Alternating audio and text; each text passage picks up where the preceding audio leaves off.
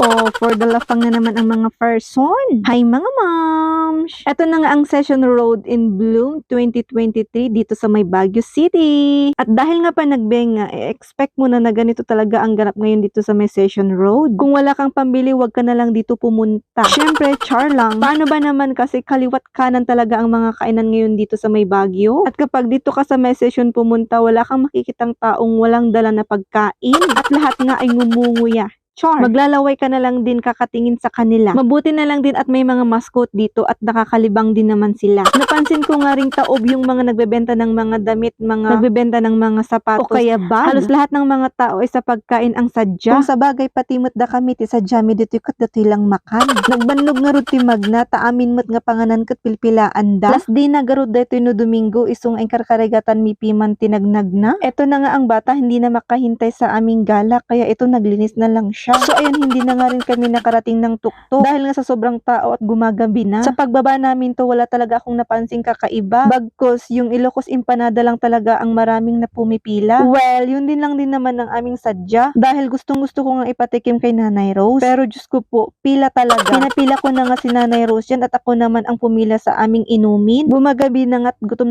na rin kami kaya naman kumain na lang kami dito sa may Malcolm Square. Kahit na nga dito banda, Diyos ko po, kaliwat kanan din ang kumakain. Kaya naman sabi ko sa inyo, mapapalunok ka na lang talaga. Tawang-tawa nga si Nanay dyan dahil hindi lang pala kami yung gutom, ang dami din pala. Napansin niya kasi yung mga tao dyan, lahat kumakain. Kaya sabi ko, tamang-tama lang din na dito kami kumain. Ito na nga yung in-order namin, tig-isa kaming Ilocos empanada. Mas mura nga ito dahil 60 pesos lang, pero dun sa Burnham ay 75 pesos, pero mas malaki. Bumili na rin ako ng tig-isa kaming inumin. Ito nga yung mango shake. Gusto ko sana yung avocado, pero ubos na. Ito na, mamantika na empanada. O, tikman mo na, Nay. Oh, Jiva, ang nanay talaga, ang daming kuda.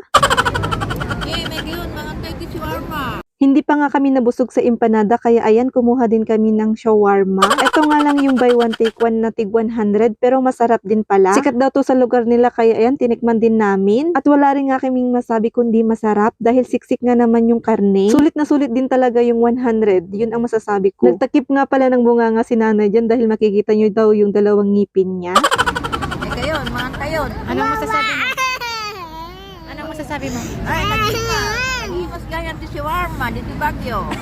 Oh, Jiva, hindi rin nakatakas yung ipin niya. Pagpasensyahan nyo na. Manifesting Nanay, mapapaayos din natin yan. Ay, magputpiman, di shawarma. Basta gandahan mo lang yung mga comment mo sa pagkain. Char! At yun na lang muna for today's video. Thanks for watching! Umay kayon, mangantayon, ti shawarma! Sarap! Sarap!